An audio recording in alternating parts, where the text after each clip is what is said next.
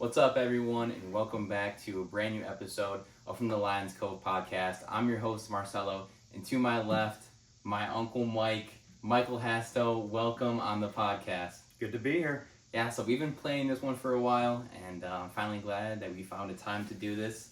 And now, listen, my uncle Mike, he has a very different background than a lot of, my friends. A lot of my friends are college athletes.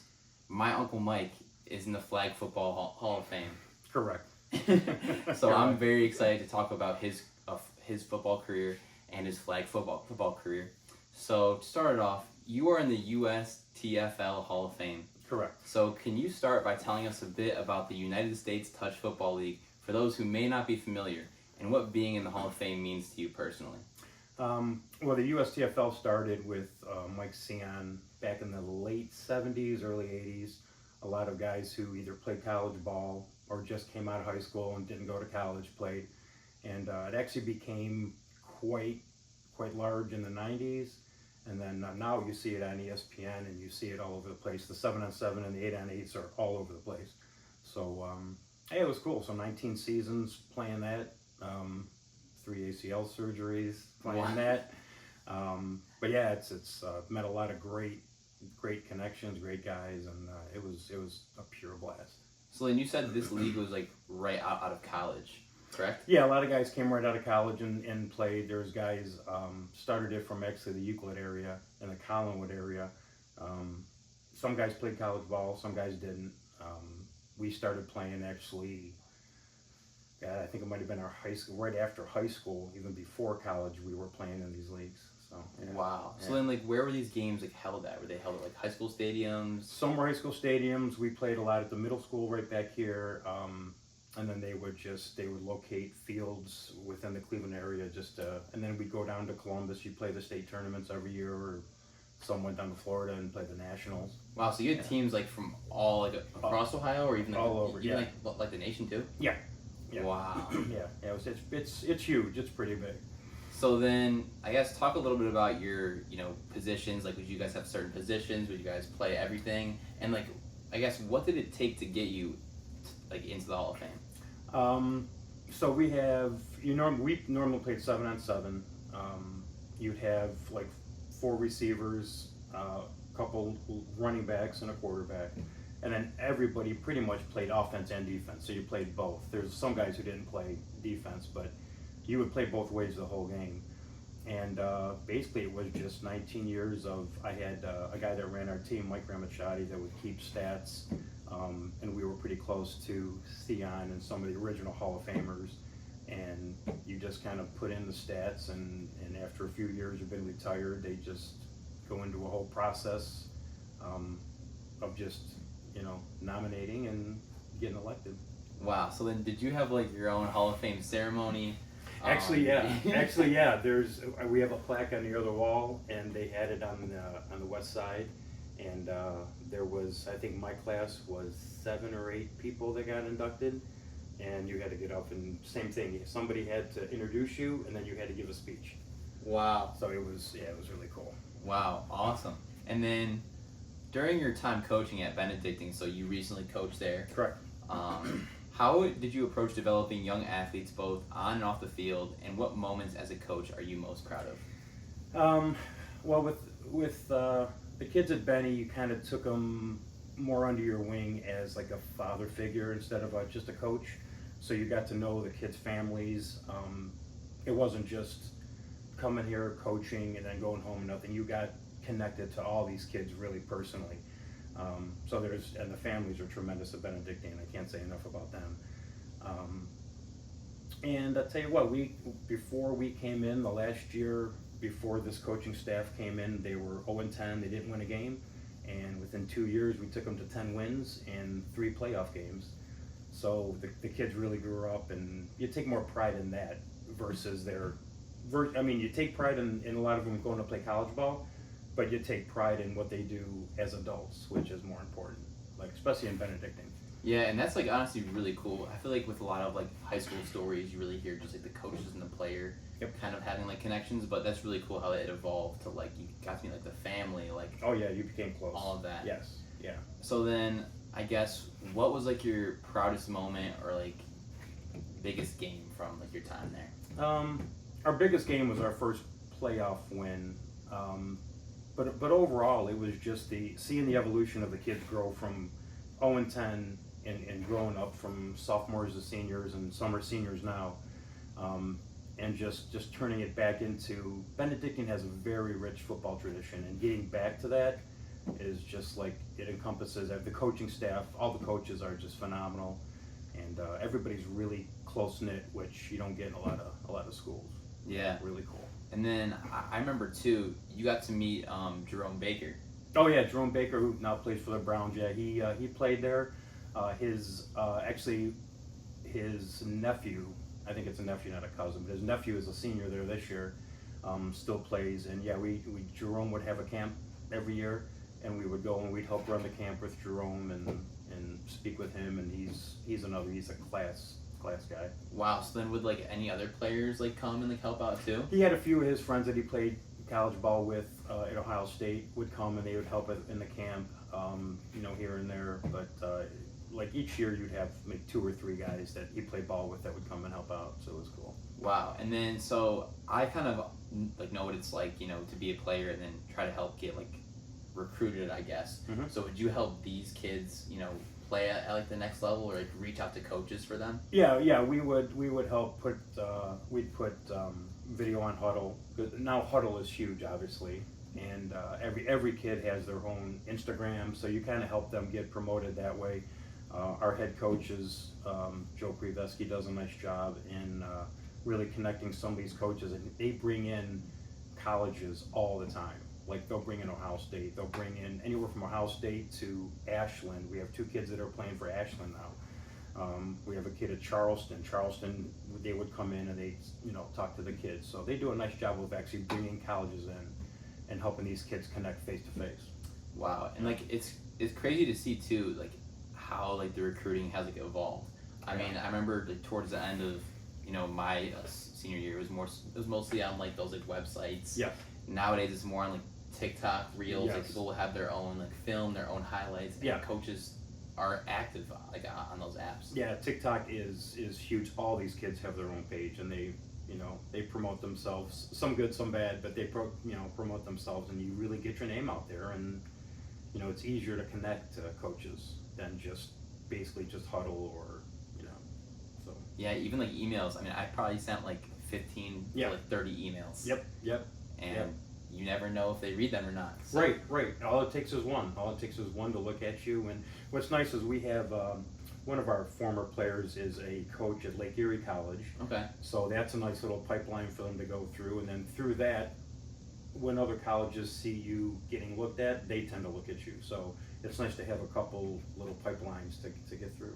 Awesome. Yeah. So now, looking back on your playing days at Mayfield, which experiences or mentors had the biggest influence on your style of play and your approach to leadership? So Coach Gerard, who I only had 1 year, that was my junior year at receiver. He was the best receiver coach we had, and then Coach Nally was phenomenal. Roughly the same. 2 great receiver coaches. And then we had a couple defensive coaches that really brought the fire and made you kind of have a little bit of an edge, which is like Coach Donahue, which I actually work with him now at Stonewater. Really? A little bit. He works at Stonewater, yeah. So so those guys were really good. Were really good in high school to kind of give you that edge and that knowledge of how to play the game. Wow. And then when you played, you guys had like the one face mask, right? Like the one helmet? No. Or like the... I still have my helmet, actually. No, it was pretty much, we had the first, we actually had the first helmets that actually blew up in the air. Really? We pumped air in them. They were bikes, and they were like the new wave back then. Yeah, and I still have the helmet, so yeah. So then I guess, how has football changed like from today and then when you played? Well, a lot of it is equipment.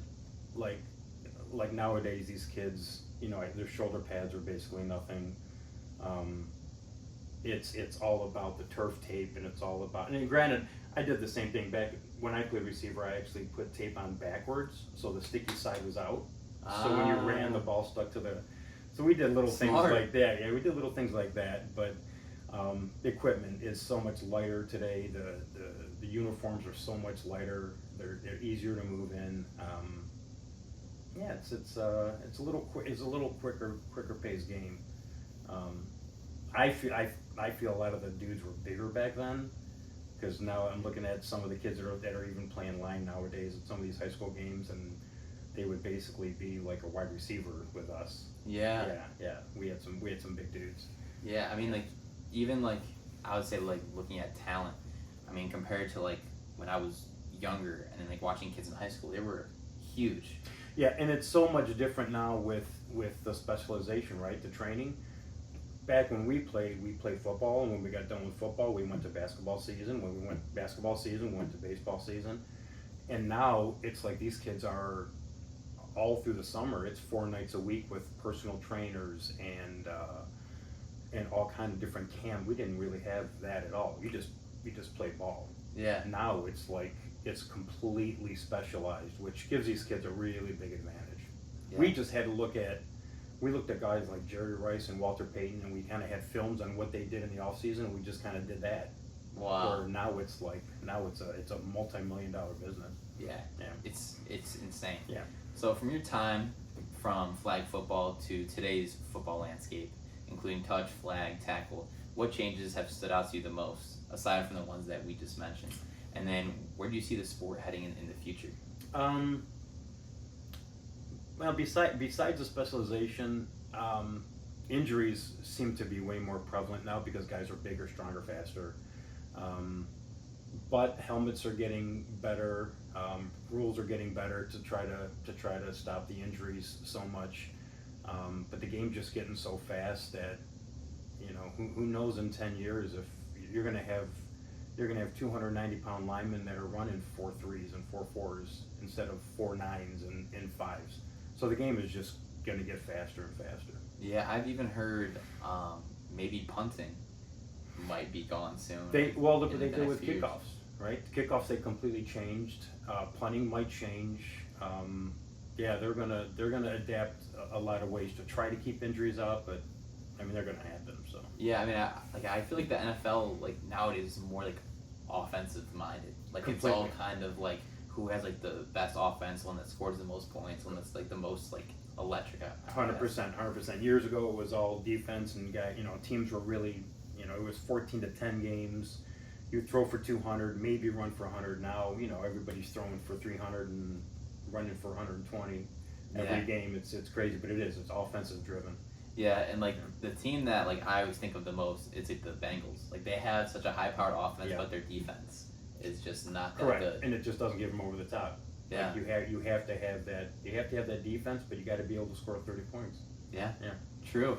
So you're also known as a great golfer. So how did you first get into the game? What keeps you passionate about it? And are there any courses you played or events or anything you've seen live that have inspired you? Yeah, so I'm an okay golfer. I'm good. You're actually really good. What helps is I play, and this is in most sports, with bocce, with even bowling, bocce, golf, whatever. I play with golfers that are way better than me, which helps me get better. So I've got guys that will beat me every time, but it kind of raises your, when you play with better basketball players, it raises your game to a different level. So I'm lucky. I got some really, really good guys to play with all the time. And I started out basically with my dad when I was probably about 9 years old, and I would just go to the range and, tinkered with it through high school. Always still played, and then probably right after the 3rd ACL injury, I got into golf real heavy. And experience-wise, I've caddied at Pebble Beach. I've met Arnold Palmer and caddied at Bay Hill in his tournament. Wow. And caddied for Connor Goodovin, who is, I think, in the 2nd stage of getting his tour card. He's doing really well. So I've caddied for him in some U.S. Open qualifiers and stuff, which gives you a real good respect for the game and how the game's supposed to be played. And that's it. So what's like your favorite golf course that you've ever played at? That I played at is probably Tobacco Road in North Carolina. We just played it for the 2nd time this year. been to is Spyglass and Pebble, Okay. but actually played is probably Tobacco Road. And there's a course called Wakepaw in Arizona, which is the most pristine desert course I've ever been on. So Really? probably those two. Yeah, it's And, like, unbelievable. It was all like desert, like All desert. You'd have desert, and then you'd have pristine green fairway and greens. You'd have desert. You would look off to the mountains, and you'd see coyote, and you'd see animals up in the mountains right off the course. I mean, Yeah. it was an unbelievable experience. Wow. Yeah, it's cool. Awesome. So now listen, Uncle Mike, you're a big fan of golf, right? Yes. Now you buy gear and balls all the time, right? Correct. So listen, I trust Pins and Aces on the golf course whenever I go. They're a Colorado golf brand making polos, head covers, and gloves that really stand out for comfort and style. With my code, you'll get 21% off. That's the best discount they offer. And when you buy it, I earn a commission, which helps support me and the show. So check out Pins and Aces today. Use code LIONSCOVE for 21% off and upgrade your game. Do it. Do it. So you've had a rich sports career yourself. So how has it been for you to watch my growth in sports over the years? And are there any moments or lessons you've seen me learn that really stand out to you? Yeah, watching you since you were like a little boy. Yeah, your passion for, especially basketball, your passion for the game is phenomenal. Going through your fingers and your injuries and everything that went on. My thing that I really appreciate is how you took that. Like, kids play high school sports, and a lot of kids will live through their high school sports. You took that and you made your league that you do with all your friends, which I think is way more important than high school basketball. So how you deal with that and you keep those guys together, I think is more impressive than a lot of kids' high school career. So that's what's really cool, because the stuff after high school, the stuff with your friends, that's what really lasts. So I'm impressed with that. Thank you. And yeah, my dad always talks about that. He said, listen, I had the best time playing basketball. I had the best time playing sports after college. Yeah. Oh, 100%. Same thing. Everything after, when you really get to enjoy your friends, and that means more than most high school careers. Oh yeah, like even after high school, I remember just like, after deciding like not to play in college, I was just torn about it. Like, I was really upset because I didn't know what to do. But eventually, like, when you're able to, get that love for the game again, being able to play with your friends, not having to worry about anything, any pressures, like, it is so much fun. Just enjoying the game for what it is instead of the politics and everything else. You're able to just play ball and just have a blast, and you could do that, whenever. I mean, it's great. Yeah, I mean, even like playing like bocce and like our like backyards and stuff, like, even playing horse, like all like the stuff that even we do as like a family. Yes. Like it is so much fun. Yeah, and again, way more important than all the stuff we did in high school. This stuff is the stuff that lasts. So. Yeah, listen, I would take Sunday, Easter, backyard bocce over high school basketball. I think that's way more competitive. 100%. It's more competitive. It's more fun. There's more trash talk. And then you can sit down and eat and enjoy it and talk about it. So, no, perfect. Yeah. So then, finally, is there a quote or piece of advice that you live by every day? Not really a quote. I just kind of live by just enjoy life. Like, enjoy the people you're with and have fun, and just always try to have fun and enjoy whatever you're doing, because it's life is short. Yeah. So that's it. True. And then also too, you're a big Bears fan. Yep. You're a Fighting Irish fan. Yep. What are your predictions for the rest of the year? Notre Dame should win out. Some of the injuries they have should help out if they get healthy towards the end. I don't see national championship. I see the Buckeyes, so I'll say go Bucks. And then the Bears, I think they're going to hit their stride, and I think they're going to make a little run this year and a couple more pieces next year, and I think they'll have a better record than the Saints for a couple of years. Hey, listen, not if we get Arch. Saints, well, you got to get Arch, or there's a couple other guys out there too. Yeah, or the guy from LSU. Yeah, Nussmeier. Yeah, which I would take him too. Yeah, because that's really what the Saints are probably two or three positions away from being back to being real relevant. But you got to keep Kamara healthy. Yeah, I know. I mean, we might even trade those guys too. Right. So it's a movement. It's an ever-changing evolution. Yeah, definitely a bad year to be a Saints fan. Yeah, but... well, we've had some bad Bears years. So. Yeah. True. Well, listen, that'll do it for the podcast. Uncle Mike, thank you again for hopping on the show, talking with us about your Hall of Fame career. Thank you. Appreciate it. And, appreciate the invite. love you, and Love you too. thank you for being the best. Gotcha. Thank you. So, Right back at you. so make sure to tune in. New episodes Tuesdays at noon. Make sure you like, comment, subscribe, and obviously share with friends and family. And yeah, that'll do it. Peace. Peace.